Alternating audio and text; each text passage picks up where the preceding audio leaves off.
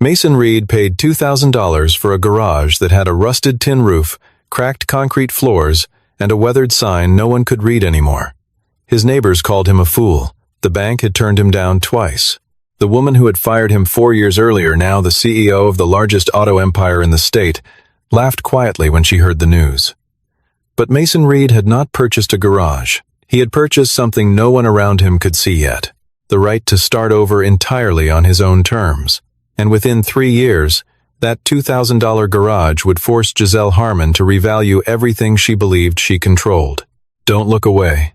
This is the kind of story that changes how you see every starting point you have ever written off. The morning was the color of February in Detroit. Gray sky, gray road, gray air that pressed against the skin like wet cloth. Mason Reed stood on the sidewalk in front of 14 Colton Street, his breath making small white clouds that disappeared before they could mean anything. The building was a single-story industrial structure that had not been used since the financial crisis of 2008. The tin roof had patches of rust the size of dinner plates. The roll-up steel door had been welded shut from the outside. Someone had spray-painted the word "closed" across it in letters that were now fading into the metal, and a thin crust of ice had formed along the threshold where snowmelt had refrozen overnight. The window above the side door was boarded with plywood gone dark with weather. Isaac Doyle stood next to Mason holding a paper cup of gas station coffee, staring at the building and then at the wrinkled bill of sale in Mason's hand, and then at the building again. "You just bought yourself a cement tomb," Isaac said. Mason did not answer. He put the key in the side door, turned it, and stepped inside. The interior smelled like old oil and cold metal, and the particular staleness of air sealed in for too long. 3 rusted lift racks stood in a row along the back wall. The overhead fluorescent fixtures had no bulbs, and a workbench along the left side was buried under a layer of grime so thick it looked painted on. In the far corner, angled slightly toward the wall, as though it had given up trying to go anywhere, sat a 1994 Ford F-150 with all 4 tires flat and the hood propped open. The previous owner had left it behind without explanation, the same way you leave a piece of furniture too heavy to move. Mason walked the length of the floor slowly, his boots making hollow sounds on the concrete, and he did not look like a man taking inventory. He looked like a man listening. He stopped at the Ford, pulled a flashlight from his jacket pocket, and aimed the beam into the engine bay. The beam moved in slow arcs, pausing at the intake manifold, the fuel rail, the injector housings, and Isaac watched from the doorway, drinking his coffee. 30 seconds passed in silence. Then Mason clicked the flashlight off and slid it back into his pocket. "It wants to run," he said. Isaac looked at him for a moment. Then, "You need help with the roof." It was not a question. Mason nodded once, and that was the beginning of it. He had made no announcement. He had filed no press release, posted no opening notice, and told no one in the industry where he was going or what he intended to do.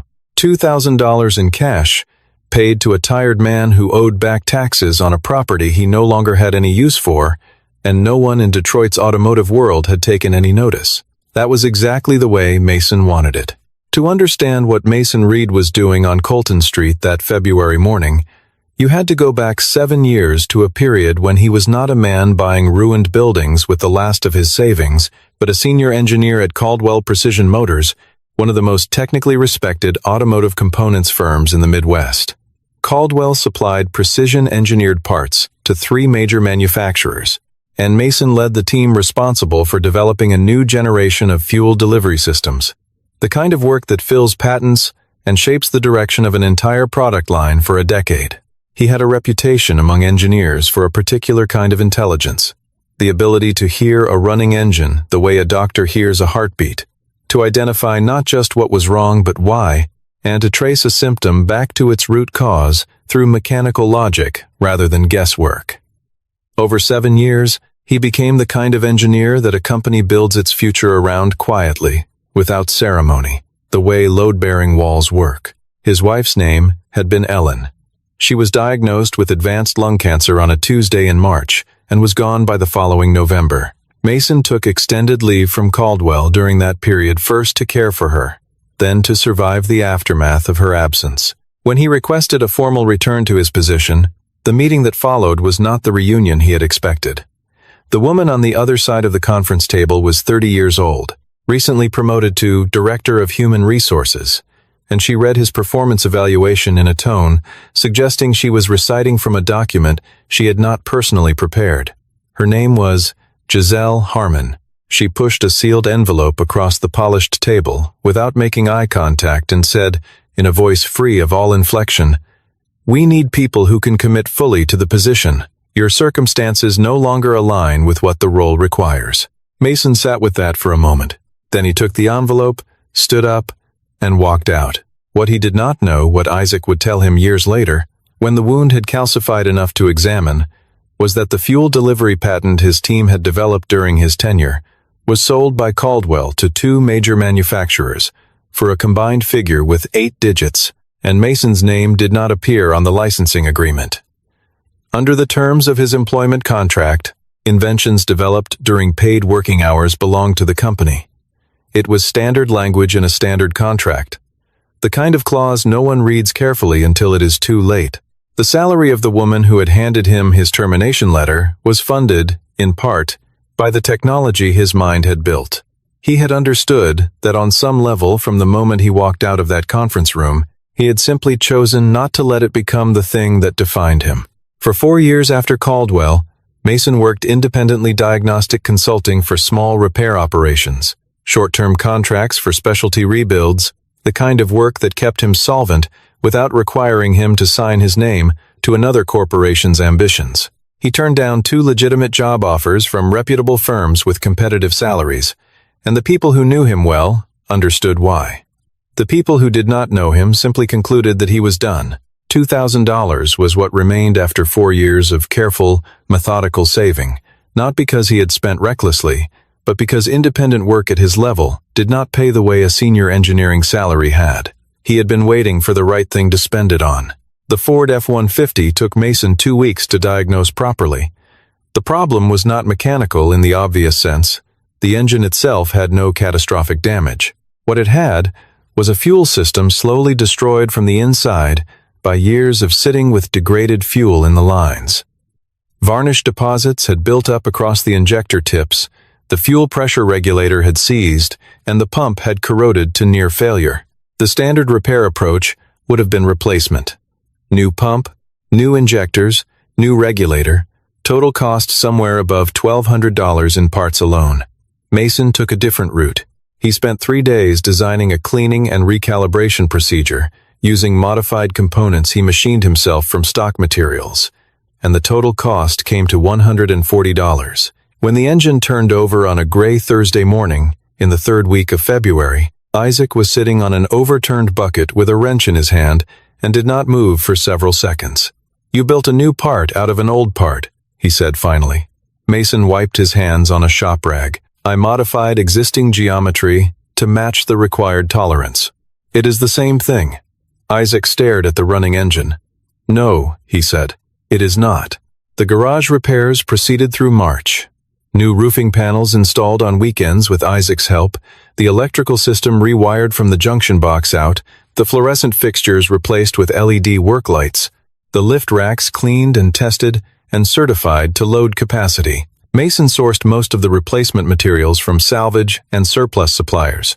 The same approach he had applied to the Ford, not because the cost of new materials was beyond him, but because working with what existed rather than what was ideal was a discipline he had practiced so long it had become instinct. He rewired the main panel on a Saturday, with wind pressing through the gaps in the metal siding, his breath visible in the cold air, and when he threw the breaker and the LED fixtures came on in sequence down the length of the bay, he stood for a moment and let the light settle into the corners. Isaac, watching from the doorway, said nothing. Some things did not require commentary. Mason did the majority of the work himself, not because he could not afford to hire help, but because each repaired system was a kind of proof to no one in particular, or perhaps to himself. By April, the space was functional. By May, it had a name, Reed Mechanical, rendered in hand, lettered paint on a piece of pine board, mounted above the roll-up door. No logo, no vinyl wrap, no illuminated signage. A name and a door, which was sufficient. The first paying customer came through Isaac, a man named Levi, who ran a small masonry operation out of a single truck and could not afford the downtime that a dealership service appointment required. The transmission on his work truck had been slipping for weeks, and 2 shops had quoted repairs in the range of $3,000. Mason examined the transmission in an afternoon, identified a worn selector fork causing the symptom, and replaced the component in 4 hours. He charged Levi 1/3 of what the other shops had estimated. Levi told 2 friends, the friends told others, and by the end of summer, Mason had a steady rotation of a dozen regular clients: tradesmen, independent truckers, small fleet operators. People who needed vehicles kept running on budgets that larger shops did not respect. None of them were wealthy. All of them paid on time and came back. 6 months after the hand-lettered sign went up, Reed Mechanical had expanded to 2 service bays. Mason had hired 2 additional technicians, both former dealership mechanics cut in the last round of corporate restructuring, and the shop had begun taking in classic vehicle restoration work, a segment that larger operations avoided because of the labor intensity and the low margin on standardized parts. The restorations brought a different kind of client: collectors and enthusiasts willing to pay for precision over speed, willing to drive from Ohio and Indiana, when word spread that the man on Colton Street could do things with an old engine that most technicians no longer knew how to attempt. Mason did not advertise. He did not need to. The Porsche arrived on a Tuesday morning in October, delivered on a flatbed by a man in his early 40s, who introduced himself as Jackson and said almost nothing about where he had heard of the shop. The vehicle was a 2019 911 with a dual-clutch transmission that had already been through 2 authorized service centers, both of which had quoted the same diagnosis: complete transmission replacement, $14,000, 6-week lead time on the gearbox. Jackson said the second center had told him the car was essentially uneconomical to repair and suggested he sell it. He had a particular expression when he said this, not quite anger, more like the resigned frustration of someone who has been told a familiar lie and knows it is a lie but cannot prove it yet. Mason listened without comment, walked around the car once, and then asked Jackson to wait. The diagnosis took 48 hours. What Mason found was not a failed transmission. It was a software calibration drift in the transmission control module, compounded by microscopic wear in 2 clutch pack surfaces caused by a driving pattern the control software had been incorrectly managing for months. The unit did not need to be replaced. It needed the control module reflashed with corrected parameters and the clutch surfaces measured and shimmed to compensate for the wear profile. Total parts cost: less than $100. Total labor: 11 hours. Mason called Jackson on the morning of the 3rd day and gave him a figure less than 1/10 of what the authorized centers had quoted. Jackson was quiet on the phone for a moment, then asked how Mason had found it. Mason explained in the specific language of transmission engineering, with no translation offered or felt necessary. Jackson listened to the entire explanation without interrupting. He came to pick up the car that afternoon, drove it around the block twice, and then sat in it in front of the shop for a long minute before getting out. Jackson's last name was Harmon. He was the older brother of Giselle Harmon, CEO of Harmon Prestige Auto Group, the largest luxury dealership network in Michigan. He told her about Reed Mechanical that same evening, gave her the address, the technician's name, and the story of the Porsche. Giselle sat with that information longer than she let show. Mason Reed was a name she remembered not with guilt, which was not an emotion she moved through easily, but with the specific alertness of someone who has made a decision they were confident about, and is now encountering evidence that the confidence may have been premature. She drove past 14 Colton Street the following morning without stopping. She sat at the wheel and looked at the hand-lettered sign, and the 2 bays visible through the open roll-up door, and the man in a gray work shirt bent under the hood of a vehicle, and she sat there for perhaps 90 seconds. Then she called Charlotte Webb, her director of operations, and said, "Find out everything about that shop." Charlotte Webb arrived on a Wednesday. Driving a Maserati with a gearbox complaint she described in terms suggesting mechanical unfamiliarity, which was accurate. She presented herself as a private owner, paid cash for the diagnostic fee, and left the vehicle. Over the following 2 days, while Mason and his technicians worked on the car. Charlotte moved through the shop with the controlled curiosity of someone conducting an audit. She spoke to both technicians, studied the equipment, and photographed the software diagnostic rig that Mason had built from modified commercial hardware. She asked questions about workflow and turnaround time, in the manner of a person genuinely interested in process efficiency, which she was just not for the reasons she implied. When she collected the vehicle and Mason walked her through the repair summary, she asked a final question. "Do you hold any licensing agreements for the diagnostic methodology you use here?" Mason told her it was proprietary. She thanked him and left. 11 days later, a legal letter arrived at Reed Mechanical from the firm representing Harman Prestige Auto Group. The letter asserted that the computer-assisted diagnostic and recalibration technique currently being employed at Reed Mechanical constituted unauthorized use of methods protected under a patent portfolio that Harman Prestige had acquired from Caldwell Precision Motors 18 months earlier. The letter demanded that Mason cease all use of the described methodology immediately and requested a meeting with legal counsel within 21 days. Mason read the letter twice at his workbench, folded it in thirds, and put it in his jacket pocket. Then he called Isaac. Isaac listened without speaking, and when Mason finished, there was a pause before Isaac said, "They bought the patent your hands built, and now they are using it to lock your hands." Mason said he needed to make another call. He dialed Diana Caldwell. Diana Caldwell was 52, a solo practice intellectual property attorney whose career had been built on the kind of contract work that corporations outsource to reduce conflict of interest risk. She had reviewed a portion of Mason's employment contract at Caldwell Precision years earlier during an independent legal engagement, and she remembered him for the same reason anyone who had encountered him professionally tended to. He was the kind of engineer who asked questions about contract language that engineers rarely think to ask. When Mason explained the letter, she was quiet for 3 seconds.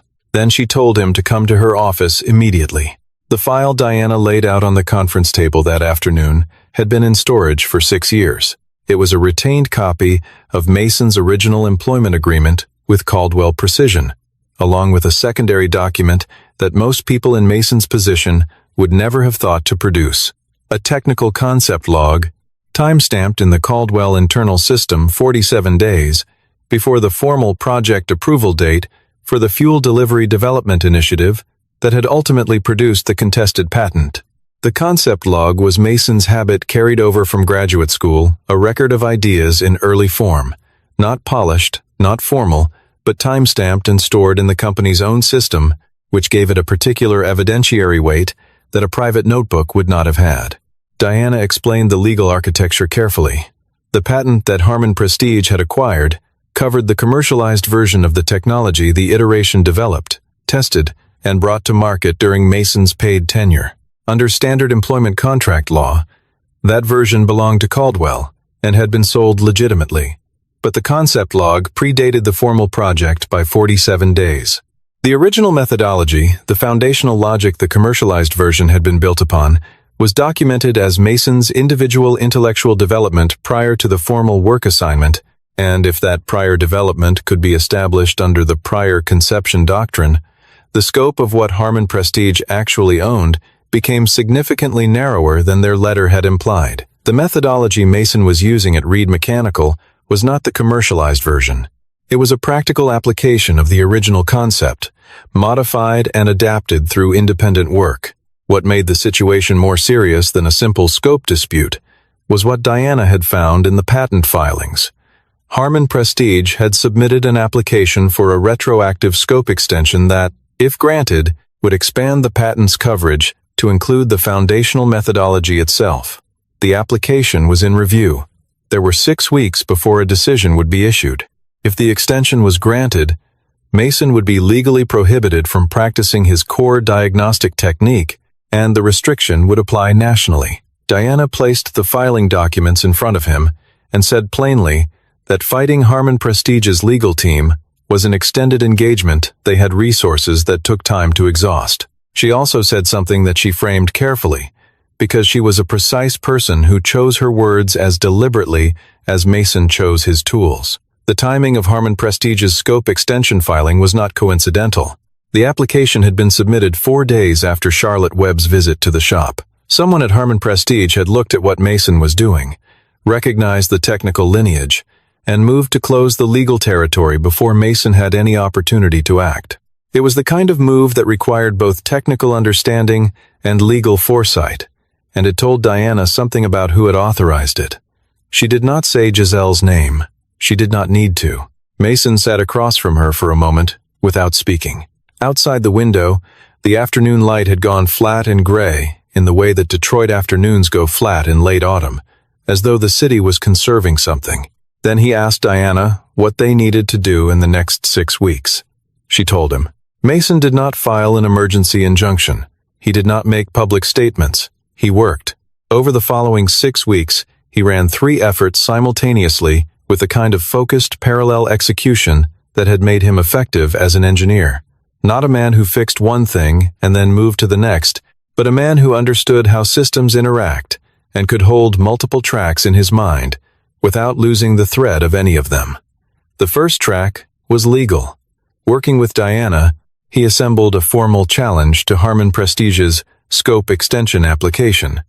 The original concept log, with its Caldwell system timestamps, a technical declaration from Mason explaining the developmental timeline in precise engineering terms, and a signed witness statement from Isaac Doyle, confirming that he had read the concept log in the Caldwell internal system on the date it was timestamped, and had discussed its contents with Mason in a meeting that Isaac had documented in his own archived project notes.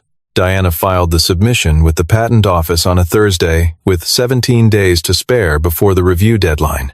The second track was operational. Reed Mechanical signed 6-month service contracts with 2 mid-sized commercial fleet operators in Michigan and northern Ohio, a courier logistics company and a regional construction equipment firm, both of whom needed ongoing maintenance programs for mixed fleets that no luxury dealership would touch. Whatever happened with the patent challenge, the shop could run. The third track was the one Isaac called the unexpected move. Mason reached out through a shared professional contact in the German automotive supply chain to 2 independent components manufacturers seeking American testing and validation partners, a German firm specializing in high-precision valve assemblies and a Japanese firm developing a new generation of hybrid drivetrain components. Both had been frustrated by their inability to find American partners who were technically credible, operationally independent, and not already contractually aligned with the major manufacturers. Mason offered Reed Mechanical as a fee-based independent evaluation facility, a shop that could test components in real working conditions without the bias of an existing commercial relationship. Both firms expressed serious interest within the first 2 weeks. None of those conversations had anything to do with Harmon Prestige, or the patent challenge, or anything Giselle Harmon had set in motion. They were simply the work of a man who understood that the best defense against pressure from one direction is to build strength from another. Logan Harmon watched all of this from a distance. He was 71, retired in the formal sense, which meant he no longer attended board meetings but still received briefings from Jackson, who remained closely connected to his father in the way that older sons of self-made men often do. When Jackson described what Mason had done with the Porsche, Logan had asked one question. Did he explain how he found it? Jackson said yes. Logan said, "Find out more about him." When the patent situation developed and the legal filings were exchanged, Logan read the documentation that Jackson forwarded. He drove past 14 Colton Street on a Saturday afternoon in his own truck, a 2012 Silverado he preferred for no reason he had ever articulated. He sat outside the shop for a few minutes, watching a man in a gray shirt work under the raised hood of a late-model SUV. Then he drove away without stopping. Harmon Prestige had not anticipated that Mason would respond to legal pressure by accelerating rather than retreating, and when Charlotte's next operational report described the fleet contracts and the foreign manufacturer conversations, Giselle moved to a second layer of pressure. The approach was indirect. Harmon Prestige reached out to 3 parts suppliers that had been providing Mason with components on favorable terms and made it clear, without explicit threat, that a continuing commercial relationship with Reed Mechanical might complicate their standing as preferred suppliers in Harmon's network. Two of the three terminated their arrangements with the shop within 10 days. For 2 weeks, Mason's technicians managed around a parts shortage that required rescheduling 4 jobs and delaying delivery on 2 others. The clients whose jobs were delayed were given full explanations and offered partial refunds, and 3 of the 4 accepted without leaving. During the same period, an anonymous account on a regional automotive forum published a post claiming that Reed Mechanical had been found using non-certified components on customer vehicles. The post cited no specific incident, named no specific vehicle, and referenced no documentation. Isaac tracked the post's origin to a registered IP address associated with a serviced office building in Detroit's Midtown Business District, in a suite that Charlotte Webb held under a secondary business entity. He sent Mason the information in a text message, without comment. What happened in the following 48 hours had not been organized or requested by Mason. 11 clients posted responses to the thread from their own accounts, describing their specific vehicles, the repairs performed, and the results. A long-haul truck driver named Wyatt, who had brought 3 separate vehicles to Reed Mechanical over the previous 18 months, wrote a response that circulated widely across the forum. "I have driven over 400,000 miles in commercial vehicles. I know what a bad repair feels like inside a cab. If that shop had used inferior parts on my truck, I would have known it on the first highway run. I have not." The thread was archived by the forum moderator after it became clear the original post lacked substantiation. Mason never commented publicly. He did not need to. One evening near the end of that difficult stretch, after his technicians had gone home and the shop was quiet, Mason sat on the front bumper of the Ford F-150 repaired now, used occasionally for parts pickups, and looked at the interior of the building around him. The concrete floor still held the original oil staining from the previous occupant, overlaid now by the newer patterns of Reed Mechanical's own work.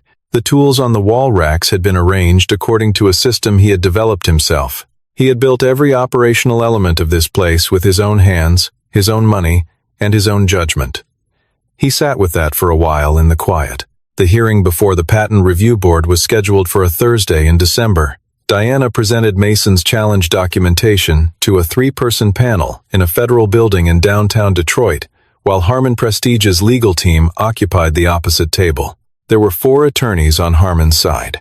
Diana had brought Isaac as her technical witness and a supplementary declaration from one of the German manufacturer's engineers who had reviewed Mason's methodology and submitted a professional assessment that it constituted an independent and distinct approach from the commercialized version in the contested patent. The hearing room was quiet and fluorescent and smelled faintly of old carpet, the way federal buildings tend to smell, and the 3 panelists listened with the attentive neutrality of people whose professional function is to evaluate evidence rather than argue for outcomes.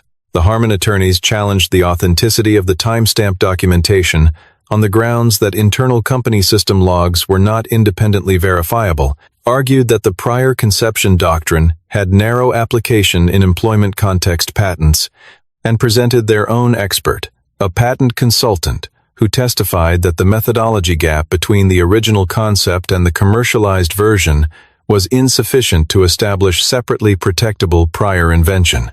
Diana's response to the timestamp challenge was a document she had held in reserve, a backup copy of the Caldwell Internal System Archive from the relevant period, obtained through a data preservation request filed with Caldwell's bankruptcy receiver 18 months earlier when the company was dissolved.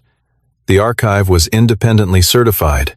It confirmed the timestamp without reliance on Mason's own records, and Isaac's testimony confirmed the same date through independent recollection, supported by his own archived project notes. The panel's ruling was issued 6 days later in writing. Harmon Prestige's application for retroactive scope extension was denied. The stated grounds were insufficient clarity of prior developmental chain to support retroactive coverage expansion. The ruling did not invalidate the existing patent. It did not award Mason any rights. It simply declined to extend Harmon Prestige's coverage into the territory they had claimed, and Reed Mechanical could continue operating.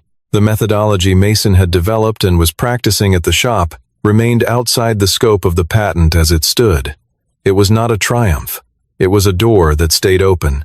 Giselle left the building after the ruling with Charlotte beside her and said nothing during the elevator ride or the walk to the car. She had not lost a case she should have won. She had lost an expansion she had pursued without adequate preparation, and the distinction mattered to her. As her driver pulled into traffic, she sat with the specific quality of silence that belongs to a person recalculating from a new position. Logan Harmon appeared at Reed Mechanical on a Thursday afternoon in January without an appointment. He came in the Silverado and parked it along the side of the building rather than in front, where the client spaces were. He was wearing a flannel shirt and work pants, and he looked like what he was, a man who had spent the formative decades of his adult life in spaces that smelled like the one he had just walked into. Mason was under the rear axle of a fleet van when Isaac signaled him. Mason rolled out, stood up, and looked at Logan for a moment. Then he walked to the small refrigerator in the corner, took out 2 cans of soda, and held one out. Logan took it. They stood near the Ford F-150, and the conversation began the way two men who spent their lives around engines tend to begin conversations. With the vehicle nearest to hand, Logan looked at the truck and asked about the repair work it had been through. Mason described the fuel system reconstruction. Logan asked 2 technical follow-up questions that indicated he understood exactly what the modification involved. Then, without preamble, he said, "I started from a single bay in Flint in 1979. No investors, no family money. I know what this building means." Mason looked at him without speaking. Logan continued. He told Mason what Mason did not know, that during the years Mason had been working at Caldwell Precision, Logan had held a minority investment position in the company. He had seen Mason's work product from a distance, the patent development, the technical output, the record of what the fuel delivery team had produced under Mason's direction. When the situation around Mason's departure developed, Logan had raised objections internally on the grounds that the handling was legally and ethically irregular. He had not had sufficient control in the shareholder structure to alter the outcome. He said this plainly, without self-justification, and then stopped. Mason asked, "Why are you telling me this now?" Logan said, "Because I have been watching what you have built here for 8 months, and I want to ask you a direct question before I lose the chance." He laid out what he had in mind. Harmon Prestige had the largest commercial fleet service contract network in Michigan and served institutional clients, municipal agencies, hospital systems, regional logistics companies who needed specialized technical services that no dealership service department was structured to provide. Harmon had the contracts and the client relationships, but not the technical depth. Reed Mechanical had the technical depth and the operational credibility, but not the distribution scale. Not a merger, not an acquisition, a formal service referral arrangement under which Harmon Prestige would direct its specialized and fleet segment clients to Reed Mechanical on a contractual basis, with Reed Mechanical operating fully independently. No equity exchange, no operational oversight, no approval chains. Logan said he had not discussed it with Giselle. He told Mason this without apparent concern about the omission. Mason was quiet for what felt to both of them like a long time. He looked at the garage around him, the tools, the lifts, the floor that still carried 20 years of other people's oil in its grain. He thought about the question the way he thought about any diagnostic problem, not from the emotion of it, but from the structure of it. What Logan was describing was not an alliance. It was not a rescue. It was a commercial arrangement between 2 entities that each had something the other lacked, and the fact that the families behind those entities had history did not change the business logic of what was being proposed. Mason had built Reed Mechanical without any institutional support, and he would continue building it in that direction regardless of what he decided in the next few days. The question was not whether he needed Logan Harmon. The question was whether the arrangement served the shop and the people who depended on it. He told Logan he would think about it and would call him by the end of the week. Logan nodded, set the empty soda can on the workbench, and walked to the Silverado. Mason watched the truck until it turned off Colton Street. Then he picked up his wrench and went back to work. 2 years later, Reed Mechanical had become Reed Precision Group. 3 facilities in Michigan and Ohio, 27 employees, and active evaluation contracts with 2 European and 1 Japanese components manufacturer, each of whom used the Detroit facility as their primary American independent testing site. The expansion had not been planned as a growth strategy in any formal sense.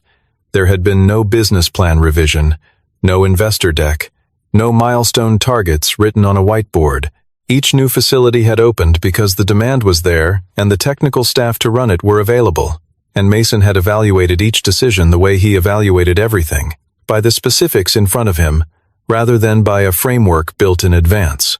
The second facility in Ohio came about because one of the fleet operators on the service contract had relocated its primary depot across the state line and needed on-site support, and the third came about because the German components firm wanted a dedicated testing bay closer to their distribution hub in Cleveland. The growth was not a statement, it was a consequence. The original shop on Colton Street remained operational and remained the central facility. The hand-lettered pine sign still hung above the roll-up door, alongside a machined steel plate with the new name. The concrete floor still held the original oil staining in its deeper grain. Mason had not replaced the floor. He had considered it once, and then decided against it. The referral arrangement with Harmon Prestige had been finalized through legal negotiation 6 weeks after Logan's visit. Giselle had reviewed the contract in her capacity as CEO, amended 2 clauses through her legal team, and signed it. She and Mason had not spoken directly during the negotiation. The arrangement generated roughly 30% of Reed Precision's revenue in its first year, and 15% in the second, as Mason's other streams expanded. It was a commercial relationship professional, clearly bounded, productive for both parties. Nothing more than that, and nothing less. The conversation that did happen between Giselle and Mason occurred at an automotive industry conference in Detroit in the second spring after the patent ruling. At a reception that both had reason to attend, Giselle crossed the room to where Mason was standing. She stood in front of him and said, after a moment, "I did not think you would be able to do what you have done here." Mason waited.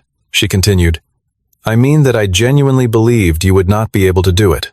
A brief pause followed in which neither of them spoke. Then she said, "I was wrong." She did not frame it as an apology. It was a statement of corrected assessment from a person for whom that kind of correction was neither comfortable nor common. Mason looked at her for a moment.